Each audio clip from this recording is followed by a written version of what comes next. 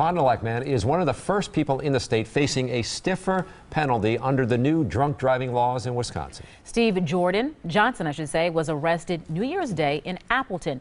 He's accused of his 11th OWI after 10 prior arrests. He still had a valid driver's license. Brandon Rook asked the district attorney, how is that possible?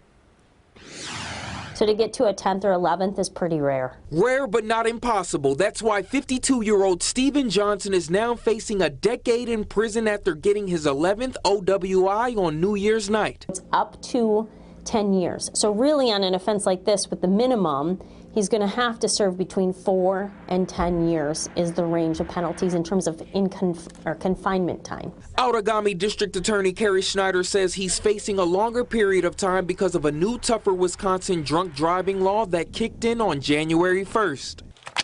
According to this criminal complaint, Johnson was watching the Packers game at a bar. Johnson admitted that he had been drinking 3 draft Bud Lights. Appleton Police Sergeant David Lund says after leaving the bar, Johnson was a passenger in a hit-and-run accident with a parked car. Kind of an odd set of circumstances. But after the woman who was driving the car got out, he jumped behind the wheel and tried to drive away. Just not really thinking things through before he got behind the wheel and then drove past our officers. Caught for an 11th time. And now the million-dollar question is, how did Johnson have a valid driver's license after 10 previous OWI convictions and serving prison time? For him, and for people even today, it's a 3-year maximum period of revocation.